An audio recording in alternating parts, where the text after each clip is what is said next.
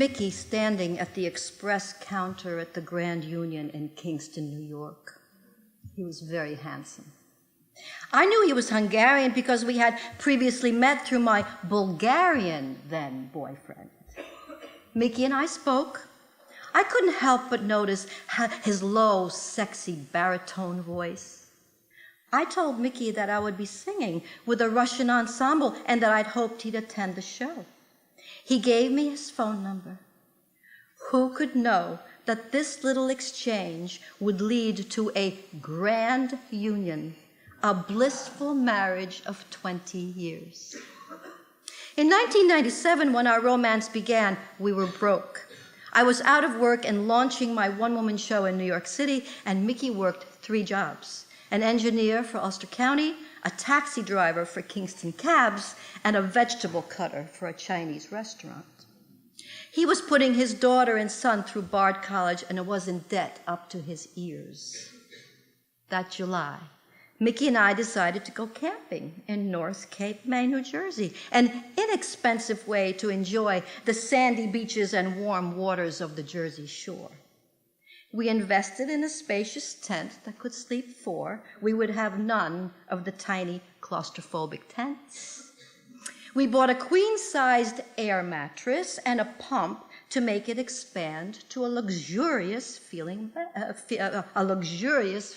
bed. We brought food, pans, and utensils to cook outdoors, wood for the fire, and several bottles of wine. We packed, hung the bicycles on the bike rack, and set off for the 5-hour trip to Cold Spring Campground. It was hot, well over 90 degrees.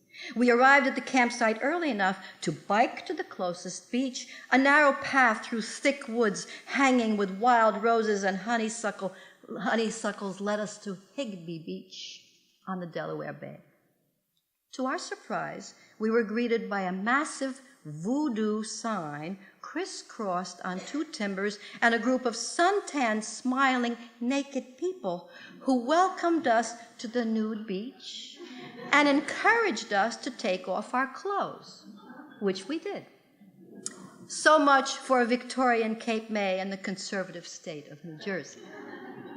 We swam naked in the warm, murky waters of the bay, frolicked on the beach, and watched as the Cape May Lewis ferry headed out towards Delaware and disappeared in the mist. The sun was setting when we got dressed and biked to our campsite. We opened up a bottle of wine as we pitched the tent, inflated the mattress, and started the fire to make dinner. We opened up the second bottle of wine as I scrubbed the potatoes, wrapped them in tin foil, and threw them onto the coals. I made salad, and Mickey prepared the chicken. He placed the chicken into the frying pan and let it sizzle. As we gobbled up the salad, we were famished and not a little tipsy from the wine. We heard a kind of a popping, squeaky sound coming from the frying pan as bubbles started to form around the pieces of chicken. In our inebriated state, we thought we were hallucinating as the bubbles grew bigger and bigger and the chicken seemed to come to life as it rose as if by magic from the pan. But then we noticed that the chicken had an odd scent, similar to soap. It was soap. I had mistaken the dish soap for olive oil when I started to fry the chicken. Without hesitation, Mickey lifted the chicken out of the frying pan, placed it into a sieve, then washed it under the faucet. We then finished frying it in olive oil. A bit fragrant, but otherwise delicious. Throughout the dinner, we laughed and laughed as we stumbled into our bed. The next morning, we were still laughing as we passed gas that was pungent with perfumed detergent. It didn't matter. We felt effervescent in every sense. We were in love. Everything was possible.